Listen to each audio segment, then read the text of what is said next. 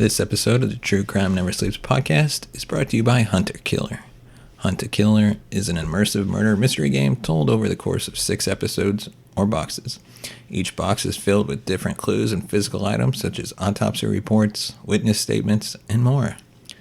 You'll use these clues to solve the ongoing murder mystery.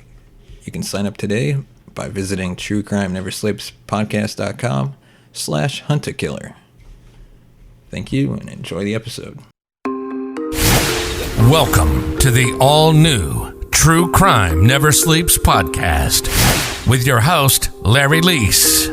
Join us every week this season as we dive into the life and crimes of serial killers, from the butcher baker Robert Hansen to the Golden State Killer Joseph DeAngelo.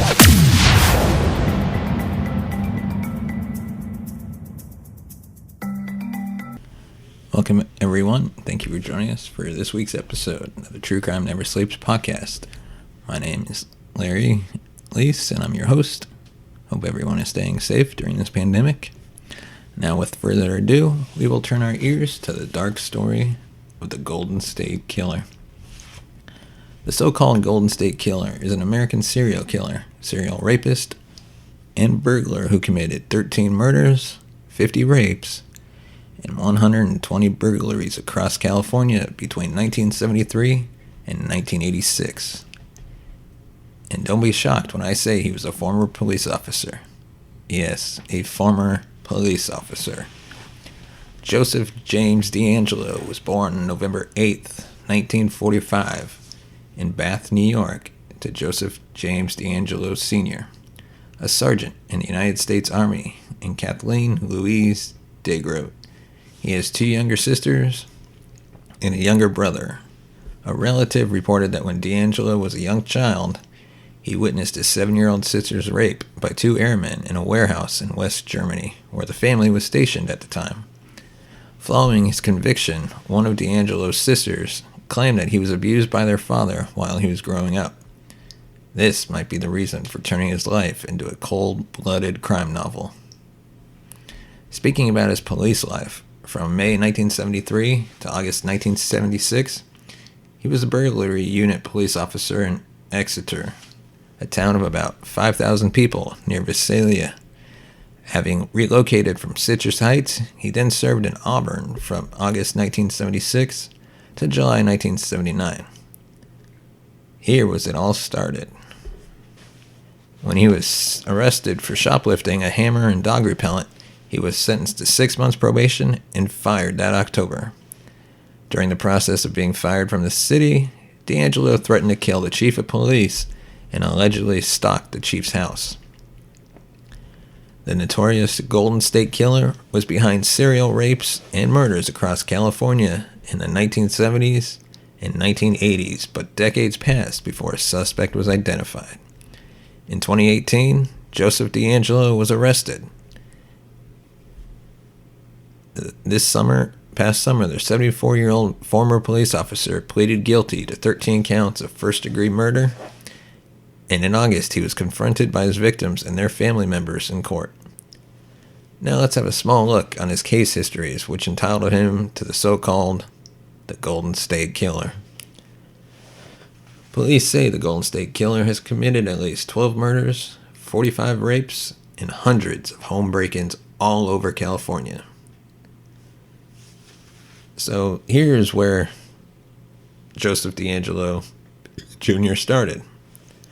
Janelle Cruz's parents were away on vacation on the night of May 3rd, 1986. Cruz was an 18-year-old restaurant worker. She invited a friend over, who later recalled being startled at least twice by strange noises outside and in the garage. But the teenager, described by her family as a kind-hearted, beautiful girl, just at the start of adulthood, dismissed the sounds, and her friend left near midnight. The next morning, a real estate agent coming to show the home discovered Cruz in her bedroom. She'd been raped and bludgeoned to death, her teeth shattered, and her face bloodied beyond recognition. There were tennis shoe prints in the soil outside the house, and a heavy wrench missing from the backyard. Investigators initially homed in on the last people to see Cruz alive and her former boyfriends, but the case went cold. Although police assembled a rape kit, DNA testing of crime scene evidence was in its infancy, and the kit was placed in storage for many years. Meanwhile, the Cruz family tried to get on with their lives, but the thought of Janelle's killer walking free terrorized them. "I haven't been home alone in my house for 32 years, says Michelle Cruz White, Janelle's younger sister. "I've been living in fear, and my mom too."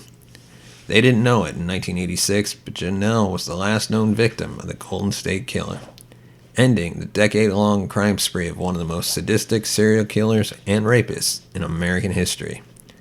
Since the early 1970s, an unknown assailant had been terrorizing various parts of California, from Sacramento to south of Los Angeles, earning him different nicknames in each crime spree: the Visalia Ransacker, the East Area Rapist, and the Original Night Stalker. It wasn't until the advent of DNA testing that law enforcement realized they were dealing with a single perpetrator, and even then, it took another 2 decades to find him. "This is a piece of our history that generations of investigators have worked towards," says Sacramento County Sheriff's Department Sergeant Shauna Hampton. On June 18, 1976, a masked intruder broke into the bedroom of a 23-year-old woman who awoke to find him standing over her. Naked from the waist down, he bound her hands, stuffed a nightgown in her mouth, and raped her at knife point. After he left, she managed to dial 911 with her still bound hands. She was just the first. Over the next 12 months, the man who became known as the East Area Rapist struck again and again, sometimes within days of a previous attack.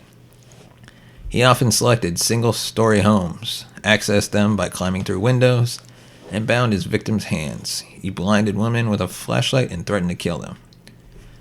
"There's something wrong with him," the first victim told the FBI years later. "There's something not wired right for someone to do this continually." Newspaper headlines from the time illuminated the relentless and prolific nature of the attacker. "Coordinated hunt will begin for attacker of 11 women. East Area Rapist claims 15th victim. No ID. Rapist strikes for 26 times. Still no clues." The case seeped into the daily lives of average Sacramento residents who started arming themselves with guns and baseball bats, buying guard dogs, and locking doors for the first time. David Caraccio, online news editor for the Sacramento Bee, remembers that when he was 12 years old, the East Area Rapist had struck a home near his. "We jumped on our bikes out of curiosity. We checked out the home," he recalls. "The news stories aren't exaggerating how big an impact it had," he said. The East Area Rapist, as he became known for short, also behaved in terrifying and sadistic ways. He took trophies from his victims, pieces of jewelry, cufflinks. Before he raped a 13-year-old girl, he placed dinner plates on the back of the girl's mother in a separate room and warned he would cut the daughter's fingers off if he heard the plates clatter. In a recorded call to one woman, a man believed to be the East Area Rapist whispered over and over again, "Gonna kill you, gonna kill you." And now we're going to take a short break and give you a preview of the second season of the True Crime Never Sleeps podcast. On the next season of True Crime Never Sleeps, we dive into some of the strangest disappearances in history. It all begins February 16th.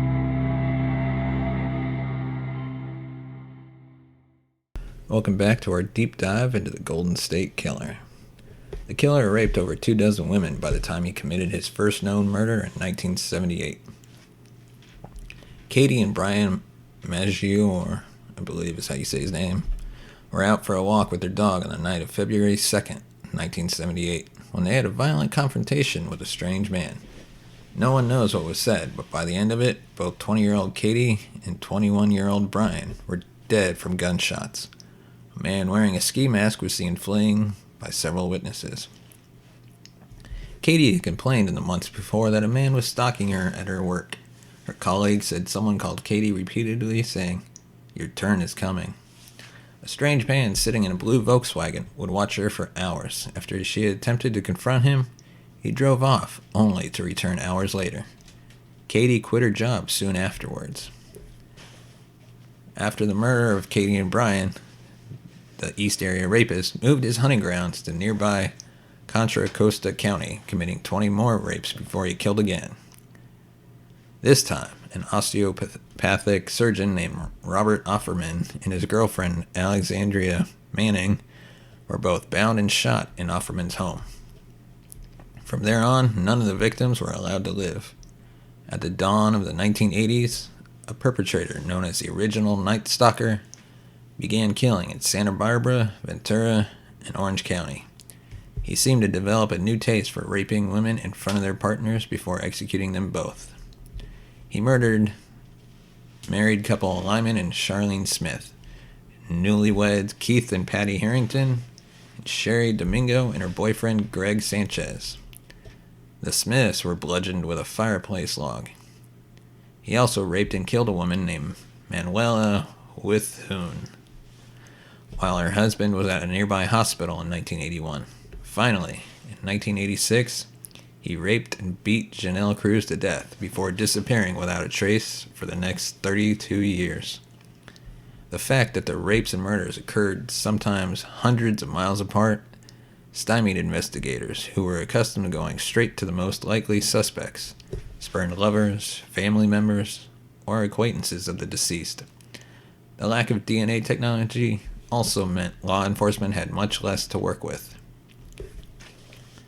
We had an excellent investigators back in those days who worked really hard on the case, says Lieutenant Paul Belly, who has been assigned to the case since 2008. Nobody could have predicted that the Southern California cases were our guy. Janelle Cruz had been dead for a decade when it was discovered that the DNA sample from her body matched DNA from the Harringtons and Manuela Withhoon. Over time, the DNA profile also matched with the Domino and Sanchez murders, and the Smiths, as well as the two Contra Costa County rape cases from the late 1970s. Although law enforcement has had a DNA profile for the Golden State Killer for decades, a matching profile was never found in any national database, meaning the man had never been caught for a subsequent crime where his DNA would have been collected. Eventually, a task force joined all the affected jurisdictions together with the FBI to try to collaborate, offer more reward money, and send out a call for tips to the public. Although journalists and armchair detectives have been fascinated by the case and offered thousands of tips over the years, no suspect has ever matched the DNA profile until April 2018.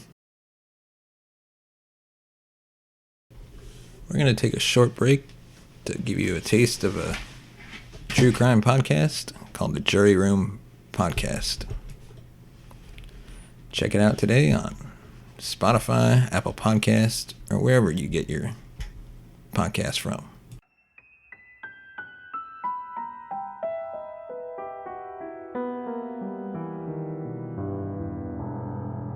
Hi, welcome to the Jury Room, a true crime podcast.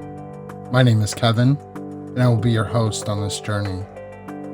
We will be covering some of the most heinous, some of the most unthinkable, and some of the most monstrous crimes to ever be committed against humanity. We will be covering cannibalistic serial killers, decades-old unsolved mysteries, cold cases, missing person cases, and everything in between.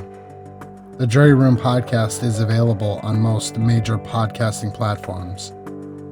Please make sure you go subscribe and leave a review.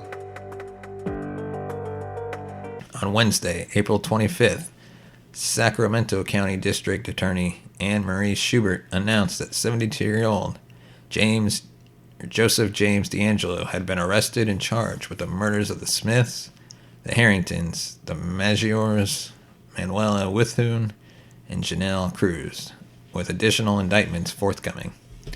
The night before, rumors ripped through the community of survivors and family members that an arrest has been made. The next morning, the lead detective on Cruz's case called Michelle Cruz White and their mother on speakerphone to deliver the news. I cried, said Cruz White. My mom's jaw dropped. She was in shock. The break came after Paul Holes, a retired investigator with the Contra Costa District Attorney's Office and longtime investigator on the case, searched a free do-it-yourself genealogy website called GED match. According to the Sacramento Bee, the site is a place for people to find long-lost relatives and has a database of 800,000 DNA profiles. Sacramento District Attorney Chief Deputy Steve Grippy confirmed that a family member of DeAngelo's had used the service, and they were able to isolate him as a suspect and collect discarded DNA on 2 occasions. They finally had a match. "We were looking for a needle in a haystack and we found it," says District Attorney Schubert, who has had some role in the case since she was a deputy district attorney in 2000. Sheriff Scott Jones told the Sacramento Bee that DeAngelo was very surprised when he was arrested. Since the arrest, officers from all jurisdictions touched by the Golden State Killer flocked to the quiet street in Citrus Heights to begin an exhaustive search of the house. Speaking from outside the home, Lieutenant Belly said they are searching for any trophies the killer is believed to have collected from his victims over the years, as well as ski masks and firearms. "We're trying to go through it, obviously, with a fine-tooth comb," he says. DeAngelo appeared in a Sacramento courtroom sitting in a wheelchair dressed in an orange prison uniform and spoke in a whisper. He did not enter a plea and was assigned a public defender. It is not yet determined if the case will be consolidated into a single jurisdiction or whether the state will seek the death penalty. In the meantime, the Sacramento Sheriff's Department is calling for any additional sexual assault victims who may not have come forward at the time to contact law enforcement. This investigation will be ongoing for a very long time, says Sergeant Hampton. Michelle Cruz White choked up while speaking to the BBC by phone. For the first time she has broken down since finding out that her sister's rapist and murderer may have finally come to justice. She says she's finally able to process how the case has affected her, and the arrest has validated her decision 2 years ago to come out publicly and speak about the murder. But after this arrest, Cruz White says she will finally be able to relax for the first time in 32 years. All his secrets are going to be told to the world. He can no longer hide and die in peace, she says. We did it, and he's where he needs to be. This case was one of the major cases that occurred in the history, forcing the FBI and local law enforcement agencies to announce a renewed nationwide effort offering a $50,000 reward for his capture. This was also the first announcement connecting the Visalia ransacker crimes to DeAngelo. Owing to California's statute of limitations on pre-2017 rape cases, DeAngelo could not be charged with 1970s rapes, but he was charged in August 2018 with 13 related kidnapping and abduction attempts. On June 29, 2020, DeAngelo pleaded guilty to multiple counts of murder and kidnapping. As part of a plea bargain that spared him the death penalty, DeAngelo also admitted to numerous crimes which he had not been formally charged, including rapes. On August 21, 2020, DeAngelo was sentenced to life imprisonment without the possibility of parole. With that being said, I conclude today's episode. Hope you all enjoyed it. Thank you for listening. Thank you for listening to the season finale of the True Crime Never Sleeps podcast. Join us February 16th for the season 2 premiere, where we dive into the strangest disappearances and kidnappings that have occurred across the world. If you enjoy this episode and the other episodes, consider supporting us by buying us a coffee at buymeacoffee.com/TCNS. If you'd like to add anything else to this episode that I may have missed, send us a tweet at TrueCrimeNS. That's TrueCrimeNS. Like us on Facebook. Just search True Crime Never Sleeps. And once again, we'd like to thank Hunt a Killer for sponsoring this episode. Find out more about Hunt a Killer by visiting TrueCrimeNeverSleepsPodcast.com/HuntAKiller. Thank you and have a great day. Thank you for listening to the True Crime Never Sleeps podcast. Follow us on Twitter at TrueCrimeNS. Like us on Facebook at True Crime Never Sleeps. Tune in next week for an all-new episode.